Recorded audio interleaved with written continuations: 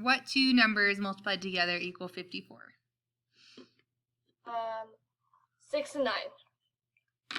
Nice. Okay. What would I do next? You can turn 6 into 3. Okay. And then 9 has to stay the same. Because it's a... Oh, no. Okay, so 3 times, let's go back to our 6. 3 times what equals 6? Good. Okay, and then for our 9? Very good. Okay, so Hannah, can you tell me what these numbers are called when we can't break them down into any other factors other than 1 and itself?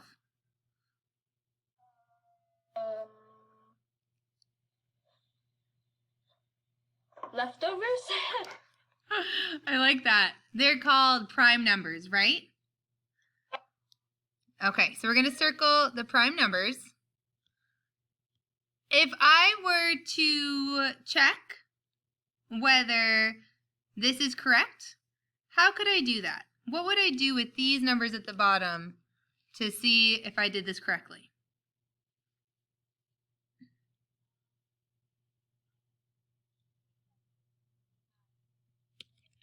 Six is 54. Okay, so you're saying we would multiply them? Yeah.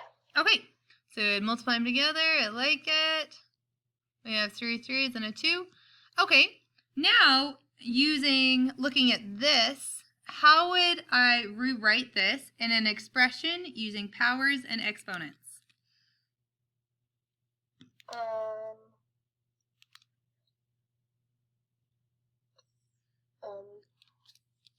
Would it be 3 and then 2 in the corner? So I would have my 3 as my base, right? And then how many 3s do I have?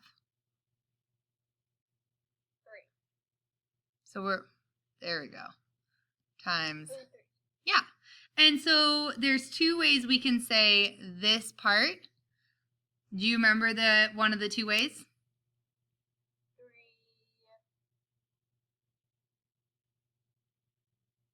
quarters. No. 3 to the power of 2. No, not to the power of 2. 3 to the power of 3. Good. 3 to the power of 3. Good. Awesome. And another way we can say it is 3 cubed. Right? And 2 is squared. Right, exactly. If we had 3 with a 2 in it, it would be squared. Good. Excellent. So we would go 3 to the power of 3 times 2, and we would get our answer. All right, nice work, Hannah. Looking at this problem, from the factor tree, breaking it down to expressing your answer with powers and exponents, how would you rate yourself? Probably maybe it's 2. Okay. It was just hard for me because I didn't really remember how to do it very well. Sure. Which part, now thinking back, I guess, to when you were doing this before, do you feel like you were... I was good back then. Yeah. I was pretty good. I could rate myself maybe a 3. Okay, so kind of looking overall this semester, do you think maybe the hang-ups were because you just hadn't done it in a while, or were they because you didn't understand it before? I think it's because I haven't done it in a while. Okay, so maybe overall we would say you're more like in the 3 range, 2 to 3 range? Yeah. Okay. Okay, cool. Awesome. All right, Hannah, our next question is about fractions. Ooh, I like fractions. Fractions are fun. I like baking. I like baking too. Excellent. All right, Hannah. So how would you simplify this fraction into its simplest form? You could make 6/18 into 3 9. 3 ninths? Yeah. Is that the simplest form, or can we go smaller? I think we could go smaller. Try it. Can you do 1/3? I don't know. Can you? I think you can. Okay, so let's look at our roadmap. How did I get from 6 to 1 and 18 to 3? And remember, when we're getting smaller, are we multiplying or are we dividing? We're dividing. Good. Okay, so what did I divide 6 by to get to 1? You divide 6 by 2. Divide by 2? Well, 6 divided by 6 divided by 3 equals 1? 3. Right. So how did I get from 6 to 1? What did I divide by? Well, you divided 6 divided by 2 equals 3. Ah, I see what you mean. And then you divided by 3 to get to the 1. Yeah. Okay. So altogether, so instead of doing it in steps like that, how could have you gone just from here to here? You could have done 6 divided by 6. Good. And And you could have done 18 divided by 6. good, because whatever we do to the top, we do to the bottom. Excellent. All right, Hannah, good work. How would you assess yourself on that? 3. Okay. Do you feel like you are... Sometimes a 2 if I'm not very, like, if the problem's really hard. Sure. Maybe like 253 and 568 divided. Sure, right. Something like that. Do you feel like your understanding of fractions has improved? Like, do you look at a problem now and you're like, I got it? Or do you feel like you were a little more polished up when you were doing it during the quarter?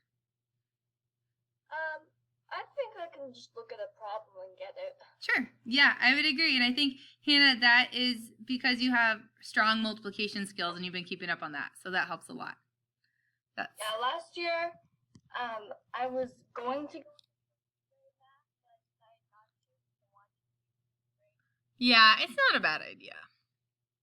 I agree.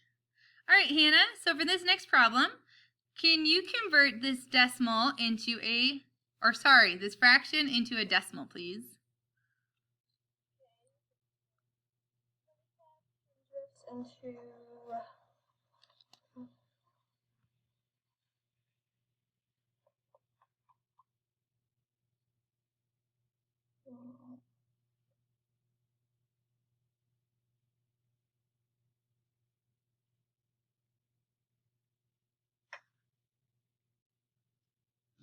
25.100. So what would that look like? So as a decimal, how would I write that? Put 25 and then put a decimal point. After or before the 25? After. Okay. And then 1 0.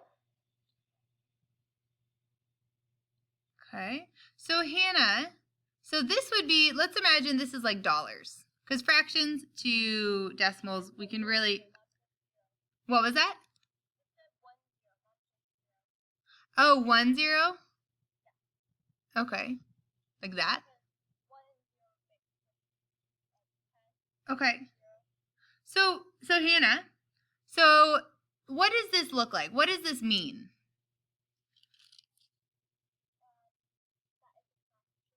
It's a fraction.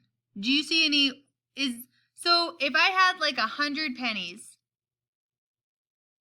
what would this be? $25? 25 cents. Yeah. Yeah. Yeah. So how would you redo your answer? So 25, that'd be $1. Are there any whole numbers looking at this fraction?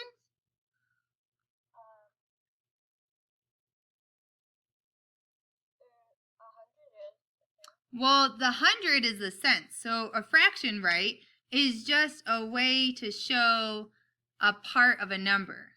If we have like this, remember, like with a mixed number, here's our whole number and here's our fraction.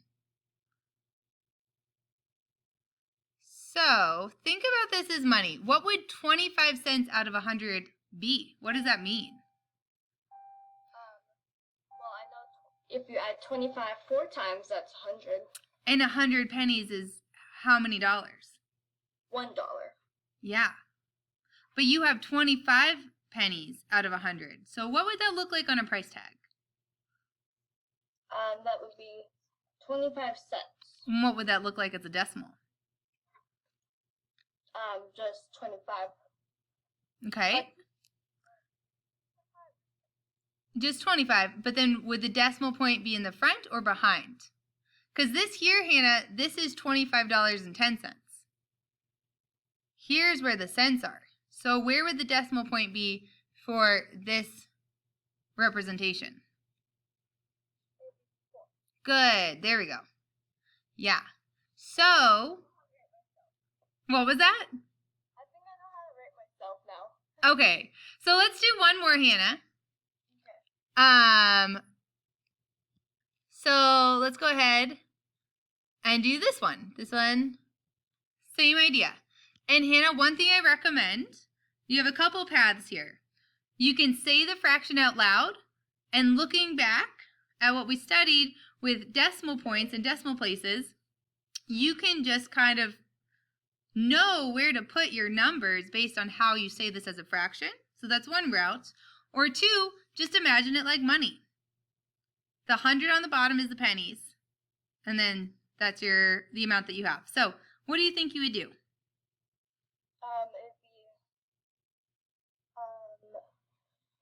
It'd be 100.5. 100.5. Think about the last problem.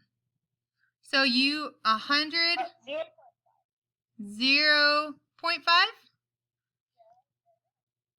So what does this 5 mean? What spot is that in?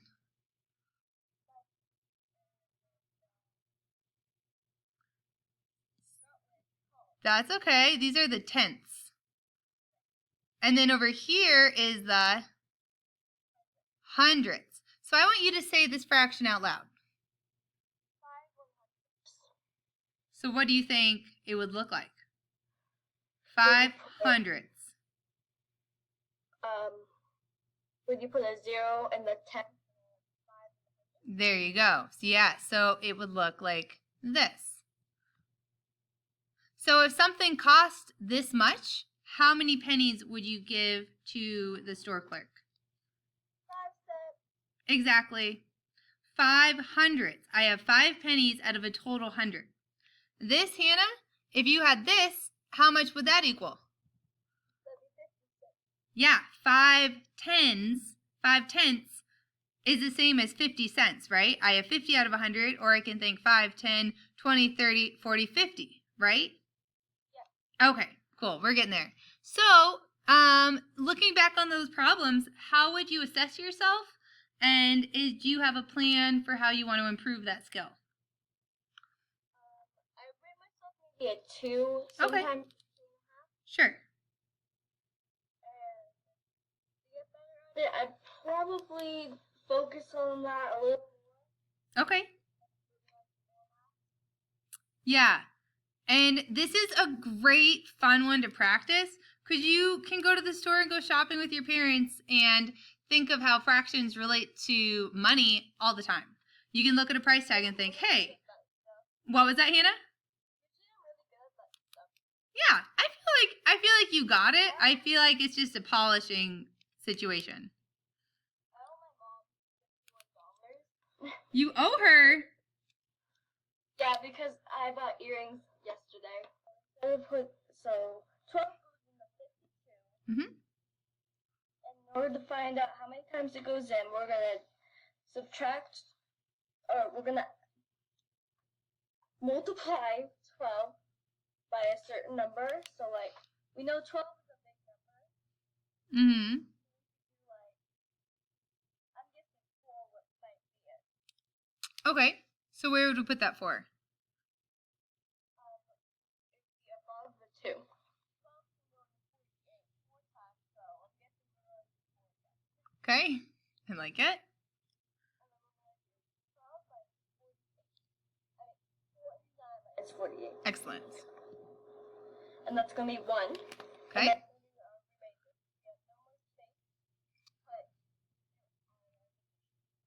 Awesome, Hannah. And so if you were to check this problem, what would you do to work backwards?